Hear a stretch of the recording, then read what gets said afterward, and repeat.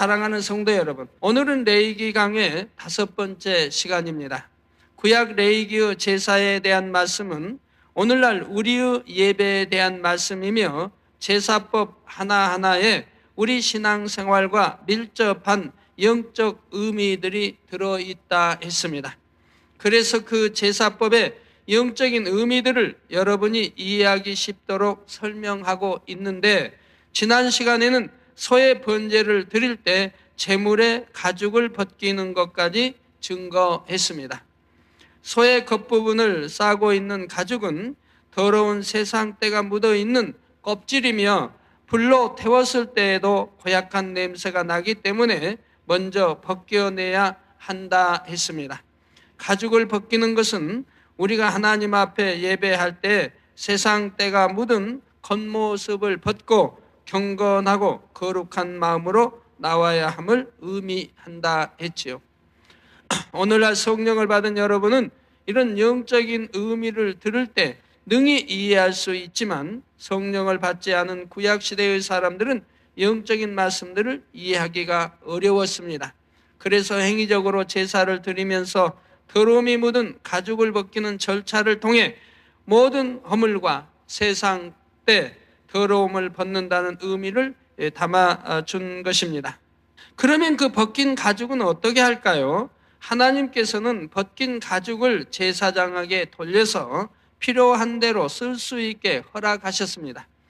문명이 발달한 때도 아니고 물질이 풍족하지도 못한 옛날에는 한 장의 가죽이라도 매우 요긴하게 쓰이는 상황이었지요. 더구나 이스라엘 백성들이 광야를 떠돌아 다닐 당시에는 짐승의 가죽이 여러모로 얼마나 유용했겠습니까? 그래서 하나님께서는 짐승에게서 가죽을 벗기는 행위와 또한 가죽을 벗긴 예물을 불살라 드리는 것으로서 사람의 그 허물과 죄는 사함받게 하셨고 남은 가죽은 쓸 수 있게 하셨습니다. 이 또한 하나님의 긍휼하심으로 인한 것이지요. 성도 여러분, 제물의 가죽을 벗기고 나면 그 다음에는 제물의 각을 뜹니다. 각을 뜬다는 것은 부위별로 나누는 것을 말합니다. 잡은 짐승의 머리를 자르고 다리, 옆구리, 엉덩이 등 다 부위별로 자르며 내장도 따로 분리해내지요. 여러분이 수박이나 사과 같은 과일을 윗어른에게 접대해 드릴 때에도 통째로 상의에 올려 드리지는 않을 것입니다. 껍질을 깎아서 보기 좋게 잘라 드리지요. 또는 씨까지 빼고 드리는 분도 계시고요. 자, 하나님께 예물을 드릴 때에도 통째로 불에 태워 드리는 것이 아니라 항상 정돈된 형식을 따라 드리는 것입니다. 그러면 이렇게 소의 각을 뜬다는 말씀은 오늘날 우리에게 어떤 의미가 있을까요? 이는 4가지 측면으로 설명할 수가 있습니다. 첫째로 하나님 앞에 드리는 예배의 종류가 나뉘어 있다는 사실입니다.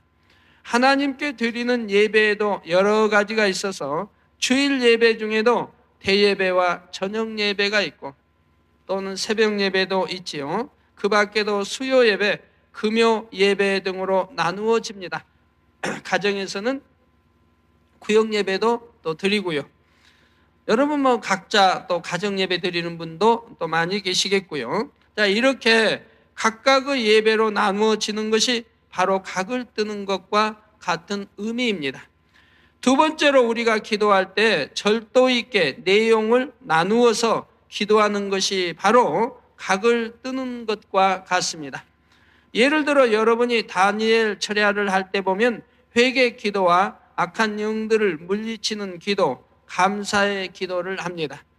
또 목자와 성전 건축과 주의 종, 일꾼들을 위해 사명 감당과 자신의 영혼이 잘되기 위해 이렇게 하나님 나라와 의를 위해 기도하고 각자의 마음의 소원을 위해 기도하지요.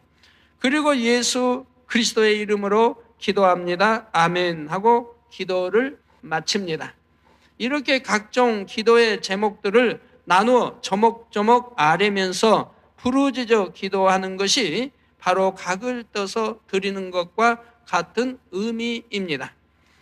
물론 우리가 기도하려고 하면 길을 가면서도 또 휴식을 취하면서도 얼마든지 기도할 수가 있습니다. 잠잠히 하나님을 생각하고 주님을 생각하면서 묵상도 하고 교통하는 시간을 가질 수 있지요. 그러나 이렇게 항상 교통하는 시간 외에도 절도 있게 각을 떠서 예물을 드리는 것처럼 조목조목 제목을 가지고 부르짖어 기도하는 시간이 반드시 필요하다는 사실입니다.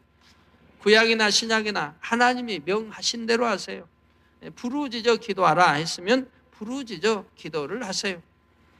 그럴 때 하나님께서 기뻐 받으시고 여러분의 기도에 더욱 신속히 응답하시는 것입니다. 그래서 때로는 부르짖어 하지 않을 때, 묵상 기도할 때도 또 길을 가면서 또 기도 이렇게 저렇게 하시겠습니다만 또 시간을 정해놓고 부르짖어 기도해야 할 때도 있는 것이고요. 또 왜 부르짖어 기도해야 하는지는 설명을 다 해드렸죠. 우리 하나님은 우리 중심을 보시지만 여러분 천사도 여러분 중심을 보는 건 아닙니다. 우리 부르짖어 기도할 때 하늘에는 천사들이 믿느니나 믿지 않으니나 누구에게나 천사가 따라 여러분의 일거일투족 모든 것을 기록하게 됩니다. 여러분이 기도하실 때 그 향을 또 천사가 받아 아버지께 올리게 되지요. 그렇기 때문에 천사는 여러분의 중심을 보지 못하죠. 하나님은 보시지만. 그런데 여러분이 부르짖어 기도하는 그걸 담아 올리게 된다 이 말입니다. 그렇기 때문에 또 중심, 또 땀 흘려 우리가 하나님께서 아담이 범죄한 후 저주받아 이 세상을 쫓겨났을 때 땀 흘려 모든 걸 취하도록 했습니다. 우리도 땀 흘려 기도해야 할 것입니다. 자, 세 번째로 각을 뜬다는 것은 하나님의 말씀 전체가 66권으로 나누어져 양식과 함께 되어 있다는 사실입니다. 66권의 성경 전체는 살아계신 하나님과 우리 주 예수 그리스도를 통한 구원의 섭리를 통일성 있게 설명하고 있습니다. 그런데 이를 통째로 기록한 것이 아니라 각 권으로 나누어서 세분되어 있지요. 그러면서도 각 권의 말씀들은 서로 한치의 어긋남도 없이 짝을 이루고 있고요. 이렇게 분야별로 나뉘어져서 더 체계적으로 하나님의 뜻을 전달하고 있는 것입니다. 구원받은 하나님의 자녀들이라면 이 모든 말씀을 반드시 양식 삼아야 하는데 신구약의 말씀이 나뉘어져 있으므로 진리에 대해 분야별로 양식 삼기가 더 쉽지요. 66권의 책이 하나로 크게 덩어리져 있는 것보다는 분야별로 나뉘어져 있으므로 우리가 배우고 양식 삼기에 더 좋은 것입니다. 만약에 제사법에 번제는 화목제하면서 구약의 신약에 이권 저권에 막 섞여 있다고 한다면 더 혼란스러울 거 아니겠어요? 제사는 제사법대로, 내기는 내기, 신명일이 신명, 출애굽은 출애굽, 그래서 다 나눠져 있으니까 우리가 이해하기가 더 좋지요. 자, 마지막으로 네 번째는 가장 중요한 내용인데 바로 우리 예배가 여러 가지 순서들로 나누어 구성되어 있다는 사실입니다. 예배 전에 와서 먼저 회개의 기도를 하고 묵도로 예배를 시작하여 주기도문이나 축도로 마칩니다. 그 사이에는 말씀의 선포만 있는 것이 아니라 대표 기도와 찬양도 있고 성경 봉독과 헌금 기도 등 여러 가지 순서가 있지요. 그 각각의 과정들이 다 의미가 있는 것이며 이렇게 나누어진 순서를 따라 예배하는 것이 바로 제물의 각을 뜨는 것과 같은 의미라는 사실입니다. 그런데 어떤 사람들은 하나님 앞에 예배 드리러 오면서도 지각을 하거나 바쁜 일이 있다 해서 일찍 나가기도 합니다. 혹은 예배 시간 중간에 들어왔다 나갔다 하는 경우도 있지요. 그러면 설교자는 참 좀 힘이 들어요. 좀 힘이 들어요. 아이고, 은혜가 안 돼서 나가나, 어떤 말씀에 걸림이 됐나, 이렇게 생각이 살짝 스치기 때문에 좀 염려가 된단 말이에요. 여러분들이 이제 무슨 바쁜 혹여 일이 있어서 이제 예배 드리다가 나가야 된다고 한다면은 그런 분들은 뒤편에서 예배를 드리시다가 시간이 되면 나가야 할 것이라 이 말입니다. 뭐 중요한 일이 중간에 있어서, 아니면 여러분이 참 뭐 배탈이 나서, 죄송합니다, 배탈이 나서 그냥 자주 이렇게 나가야 한다고 하신다면, 그런 분 아시잖아요. 내가 배탈 났다, 뭐 설사한다. 그러면 문 있는 입구 쪽 아니면 뒤편에 앉으셨다가 그럴 때는 살짝 나가서 일 보시고 들어오셔 예배 드리시도록 이렇게 해야죠. 근데 중간이나 앞쪽에 있다가 예배 중에 이렇게 나가시면 참 하나님 앞에도 심히 무례가 되는 것입니다. 이런 일들은 삼가 없어야 할 줄로 압니다. 자, 때로는 다른 순서들은 별로 중요하지 않으니까 설교 말씀만 들으면 되지, 이렇게 생각하는 사람들도 있습니다. 그러나 사실은 예배의 모든 과정이 다 하나님께 드려져야 하는 과정이라는 사실입니다. 제물의 머리, 배, 다리 이렇게 나누어서 드리는데, 다리는 중요하지 않으니까 빼고 머리와 몸통만 드리겠다 하고 마음대로 드리면 하나님 앞에 온전한 번제가 아닙니다. 모든 부위를 다 불살라 드려야 하는 것이지요. 예배의 각 순서들도 마찬가지로 다 하나님 앞에 온전히 드려져야 하는 것입니다. 더구나 예배 시간은 존귀하신 하나님 앞에 경배하고 그 말씀을 들으러 나오는 시간입니다. 여러분이 만약 윗어른을 찾아뵙기로 해놓고 약속 시간에 늦거나 말씀 중간에 들락날락 한다면 얼마나 무례하고 민망한 일이겠습니까? 하물며 창조주 하나님께 예배한다 하면서 그처럼 무례하게 행해서는 안 되는 것이지요. 물론 교회적으로 특별한 사명으로 인해 예배 시간에 늦거나 먼저 나가도록 인정받은 경우는 예외적인 경우입니다. 지금 뭘 말합니까? 밖에서 안내를 보시다가 이제 안내를 마치고 이렇게 들어오신 경우도 있을 것이고, 아니면 일요일 저녁 같은 예배는 이제 말씀이 끝나면은 우리 기사, 이제 버스 기사 되신 분들은 먼저 나갑니다. 이런 경우는 먼저 나가야 하기 때문에 먼저 나가서 한참 걸어가서 버스 있는 데 가서 버스를 몰고 교회 쪽으로 와야 하기 때문에 그렇습니다. 버스가 교회에서 멀리 떨어져 있기 때문에 주차한 데 가서 버스를 몰고 와야 여러분이 예배 끝남과 맞춰서 여러분을 태우고 또 목적지로 가야 하기 때문에 그렇습니다. 그렇지 않으면은 예배 다 끝나고 이제 기사에서 차를 몰고 오면 그 한 10분, 15분 안에 너무 혼란하게 되죠, 여러분들이. 이제 교통도 막히고 혼란하게 되죠. 그래서 그분들은 예배가 끝나기 전에, 주기도문 하기 전이나 전에 나가게 됩니다. 이제 봉사하기 위해서 나가는 것이죠. 그러한 경우는 하나님이 다 아시잖아요. 그래서 그러한 경우는 예외라 이 말입니다. 사명으로 인해 부득이하게 늦거나 먼저 나간다 해도 그 중심에 온전한 예배를 사모하는 마음이라면 하나님께서도 그 예배를 당연히 인정하십니다. 가다 보면 예배 이제 끝나고 뭐 통성 기도 시간이나 해서는 우리 예배 인원을 쉬는 분들은 통로에 또 일어나서 이렇게 예배 인원 쉬게 나가 이렇게 다니는 그러한 분도 있습니다. 그러한 분들은 여러분들이 이해해 주셔야 되겠습니다. 또 수요 예배나 금요 예배 같은 경우 너무나 예배를 사모하는데도 직장에서 늦게 끝나거나 피치 못할 사정으로 어쩔 수 없이 늦었다면 하나님께서도 이것을 탓하실 리는 없지요. 그러니까 주일 예배는 여러분이 늦어서는 안 되죠. 그건 아버지가 명하신 거룩하게 지켜야 할 예배입니다. 그러나 수요 예배나 금요 철야는 여러분이 뭐 야간 근무를 했다 그래가지고 늦을 수도 있는 것이고, 또 직장에서 늦게 올 수도 있는 것이지요. 그래서 이런 경우는 늦었다 해서 탓하지 않는 것이라 이 말입니다. 또 하나님께서는 각 사람의 중심을 보심으로 그 중심에서 드려지는 예배의 향을 받으시는 것입니다. 사랑하는 성도 여러분, 제물의 각을 뜨고 나면 그 각든 부위들을 단 위에 올려서 불에 태웁니다. 그런데 이때도 그냥 태우는 것이 아니라 절차가 정해져 있습니다. 오늘 본문 7절에서 8절에 제사장 아론의 자손들은 단 위에 불을 두고 불 위에 나무를 벌려놓고 아론의 자손 제사장들은 그 뜬 각과 머리와 기름을 단 윗불 위에 있는 나무에 벌려놓을 것이며 했지요.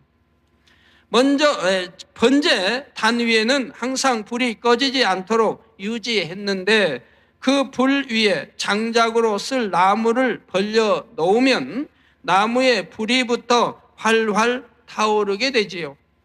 이 나무 위에 제물의 각 뜬 것과 머리 그리고 기름을 벌려 놓는 것입니다. 그러면 여기서 불의 나무를 올려두는 것은 무엇을 의미합니까? 불의 영적인 의미는 여러분도 쉽게 맞추실 수 있을 것입니다. 성령의 불을 의미하지요. 그러면 이 성령의 불 위에 놓는 나무는 무엇일까요? 나무는 바로 성경 말씀의 문맥 내용들을 의미합니다. 다시 말씀드립니다. 불은 성령을 의미한다 해서 성령의 불을 바로 의미하고요. 그러면 이 성령의 불 위에 놓는 나무는 무엇을 의미하느냐 이 말이에요. 나무는 바로 성경 말씀의 문맥 내용들을 의미한다 이 말입니다. 66권 성경 안에는 하나님의 말씀들이 들어있지요. 예를 들어 회개하라, 천국이 가까웠느니라, 어린 양을 불에 구워 먹으라, 너희는 기도할 때 골방에서 기도하라. 이렇게 성경에 들어있는 내용 하나하나가 바로 장작으로 쓸 나무를 의미합니다. 불 위에 나무를 놓아야 한다는 것은 바로 하나님의 말씀인 성경의 내용 하나하나를 성령의 역사 가운데 양식 삼아야 하는 것을 의미합니다. 성령 안에서 하나님의 능력이 임할 때만이 성경의 말씀들이 온전히 우리 마음에 깨달아지고 마음에 심겨진다는 것입니다. 같은 의미로 출애굽기 12장 9절에 보면 어린 양을 먹을 때에 불에 구워 먹으라는 말씀이 나오지요. 이때의 어린 양 역시 하나님의 말씀을 의미합니다. 어린 양은 우리 주 예수님의 상징이며 예수님은 하나님의 말씀이 육신을 입고 이 땅에 오신 분입니다. 주님의 살과 피를 먹고 마시는 것이 바로 하나님의 말씀을 양식 삼아 행하는 것이라 했지요. 마찬가지로 어린 양을 먹는 것은 하나님의 말씀을 양식 삼는 것인데 이때 난로나 물에 삶아서 먹지 말고 불에 구워 먹으라 명하셨습니다. 어린 양을 물에 삶아 먹는다는 것은 하나님의 말씀에 세상 지식이나 철학을 가미해서 하나님의 말씀을 훼손시키는 것입니다.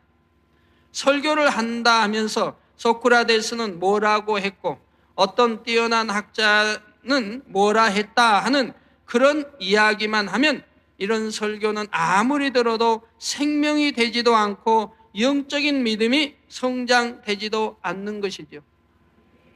그럼 철학과를 공부하고 철학과를 졸업하면 대학교 이제 철학과를 졸업하면 영적 장수가 될까요?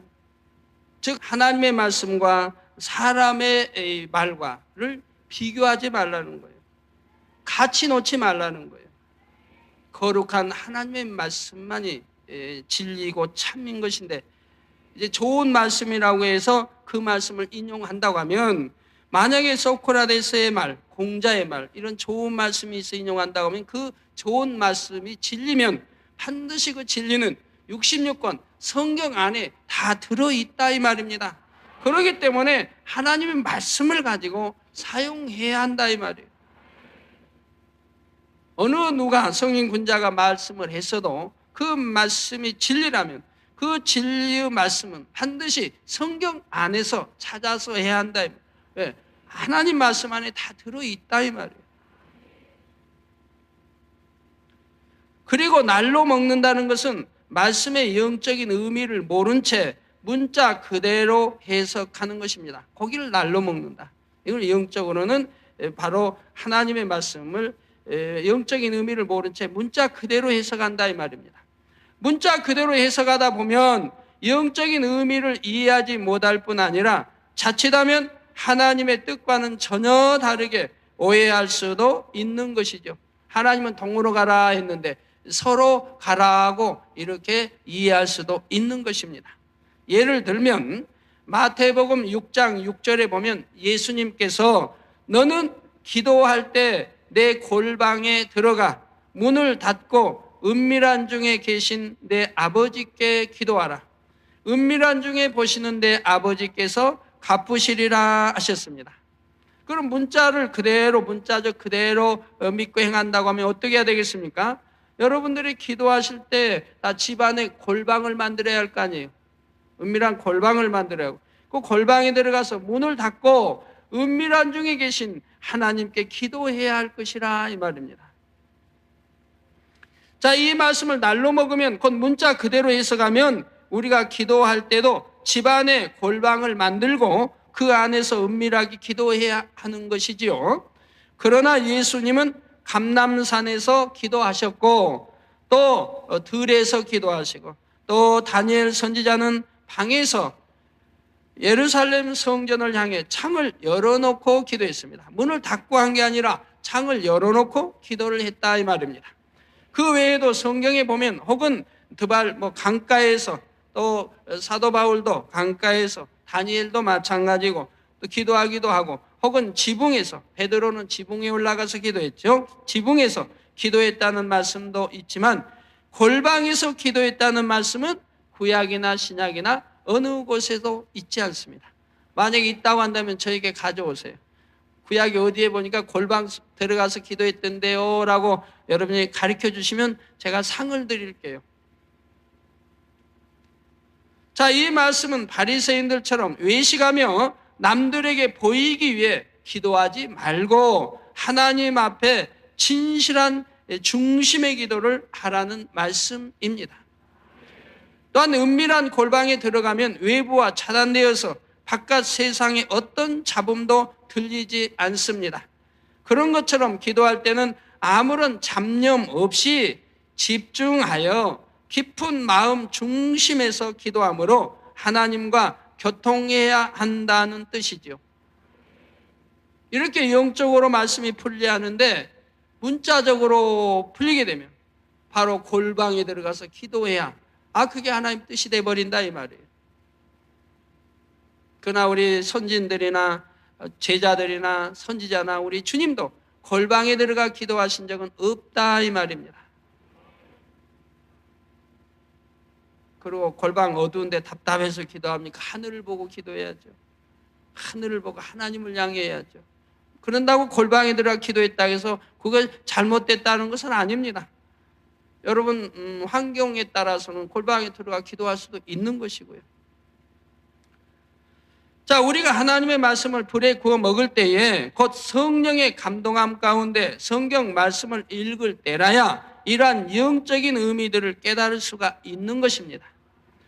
또 누가복음 13장 33절에 보면 선지자가 예루살렘 밖에서는 죽는 법이 없느니라 하신 예수님의 말씀이 나옵니다.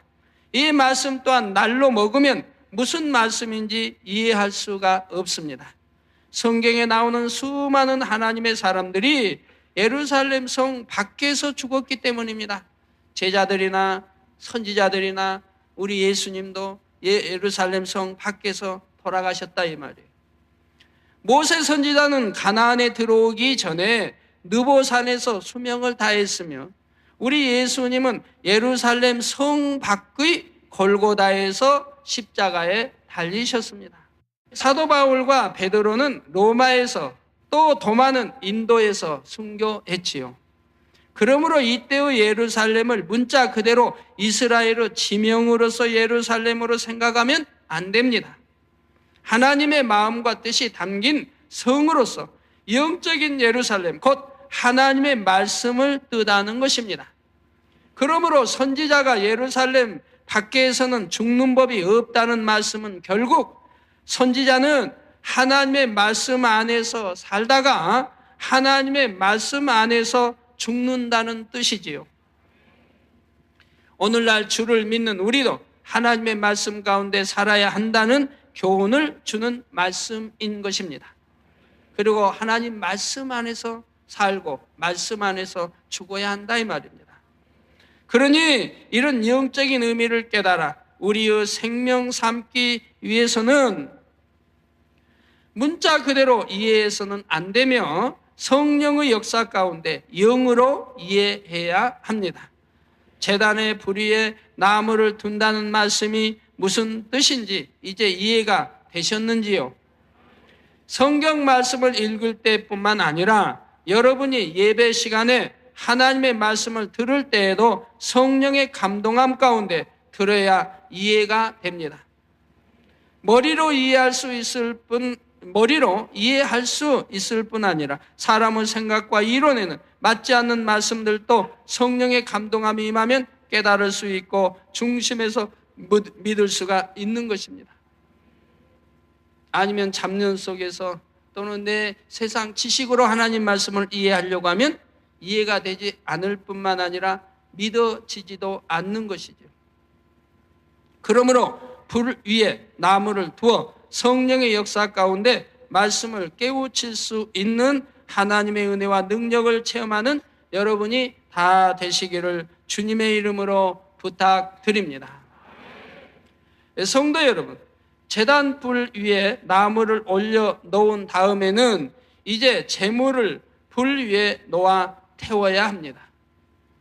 각을 뜬 부위들과 머리와 기름을 태우고 또 내장과 정갱이는 물로 씻어 태우게 되지요. 이러한 과정들에 대해서는 다음 시간에 이어서 증거하도록 하겠습니다. 내이기 이제 설교라 좀 딱딱하고 그렇죠? 어렵고 이해하기 어렵고 딱딱하고 그러나 자세히 지금 풀어드리는 거예요. 이해하기 쉽게. 그 여러분 성경 읽을 때는 창세기부터 뭐 내이기 읽을 때도 마찬가지고 또박또박 정독해서 잘 읽어야 합니다. 아이고 내 얘기는 이해도 안 되고 어려우니까 하고 대충 넘어가면 안 되는 거예요. 정독해서 잘 읽어야 돼요. 그러니까 이 설교 말씀 잘 들으셔서 이해를 하시면 내 얘기 읽을 때도 재미가 있죠. 아, 이 말씀은 각을 뜨는 거 왜 뜨고 왜 이렇고 저렇고 뭐 어린 양을 먹으라는 게 뭐고 나 전체 먹으라는 게 뭐고 다 알면서 읽으면 재미가 있다 이 말이에요. 전혀 모르고 이해가 안 되면 읽는 거와 이해가 되면 읽는 거와는 은혜가 다르죠.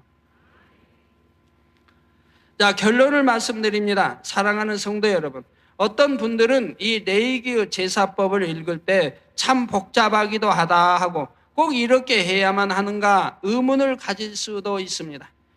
그러나 세상에서 보면 사람들이 헛된 우상 앞에 제사를 지낼 때도 얼마나 정성을 다합니까? 제사장의 동쪽에는 무엇을 놓고 또 서쪽에는 무엇을 놓아야 하며 또 색깔에 따라 놓는 장소가 다르고 절하는 순서도 다 까다롭게 정해져 있습니다. 뭐 위에서부터 또 절하되 또 남자가 먼저 그 다음에 여자 하면서 그런 것까지도 정해져 있어요. 헛된 우상을 섬기는 사람들도 이렇게 규칙을 따라 정성껏 제사를 지내는데 하물며 전능하신 하나님을 섬기면서 어찌 그 법도가 없겠습니까? 더구나 그 하나하나의 제사 과정에는 우리가 하나님을 어떻게 섬겨야 하는지 영적인 의미들이 다 들어있어서 우리에게 생명과 축복의 길을 제시하고 있다는 사실입니다. 우리가 이 제사법을 바로 알아서 영적인 신령과 진정으로 하나님 앞에 예배 드릴 때 바로 안식일이 복된 날이 되는 것이고 하나님이 축복 주시는 것이 된다 이 말. 그래서 이 제사법은 우리에게도 중요한 것이고 구약 시대에 해당하는 말씀이라고 하여 흘려버려서는 안 됩니다. 마태복음 23장 23절에 보면 예수님께서 외식하는 사람들을 책망하시면서 말씀하십니다. 너희가 박하와 회양과 근체의 11조를 드리되, 즉 온전한 11조를 말하죠. 박하의 또 11조, 회양의 11조, 근체의 11조, 온전한 11조. 여러분들 온전한 11조들을 드리십니까? 저는 주님 영접에서부터 그냥 11조 드려야 한다는 거 부흥성에 통해서 배우고 나서부터 그냥 온전히 드리기 위해서 아버지 앞에 따져본 적 없고 그냥 풍성하게 다 넘치게 드리니까 항상 온전히 다 드려졌는데, 뭐 선물이 와도 거기 선물이 얼마인지 몰라도 이거보다 이거겠다, 그럼 이거보다 혹시 더 비쌀지 모른다, 이게 넉넉하게 띄워드리고, 그래서 전부 온전한 10의 1조로 드렸어요. 자, 그런데 근처의 11조를 드리되 율법의 더 중한 바 의와 인과 신은 버렸도다. 그러나 이것도 행하고 저것도 버리지 말아야 할지니라 하셨지요. 즉 마음의 할례, 하나님 말씀으로 마음의 할례를 해야 된다. 의와 인과 신, 마음의 할례, 즉 성결케 해야 된다. 우리 주님 닮아가야 된다. 사도 바울이 말한 대로 나는 날마다 죽고 내 안에 주님만 살아야죠. 진리만 살아야죠. 그래서 이렇게 마음의 할례에도 하고, 그리고 행함으로 나타내는 것도 해야 된다. 그래서 이것도 하고 저것도 하고 저것도 하고 이것도 하고 다 이렇게 해야 된다라고 우리 주님이 가르쳐 주셨단 말이에요. 자, 율법의 형식보다는 그 안에 담긴 하나님의 마음, 곧 의와 인과 신이 중요한 것이지만, 그렇다고 해서 율법의 행위는 버려도 된다 하신 것이 아닙니다. 사람의 몸과 그림자가 붙어 있는 것처럼 율법에 규정한 형식과 그 내용은 항상 하나된 관계를 이루고 있는 것이지요. 그래서 여러분도 신약의 예배의 그림자로서 레위기의 제사법을 배우고 계신 것입니다. 구약은 아니고 신약의 그림자이죠. 신약 본체. 자, 여러분, 본체와 그림자 어디가 더 중요합니까? 사실은 다 중요한 거예요. 아이고 뭐 본체만 있으면 되죠, 뭐 그림자는 없으면 안 되나요? 그래요. 그럼 여러분 본체만 있고 그림자 없으면 되겠습니까? 여러분 본체가 있으면 반드시 그림자가 있는 거예요. 그림자가 있으면 반드시 본체가 있는 거예요. 여기 허다면 이런 것도 그림자가 있네.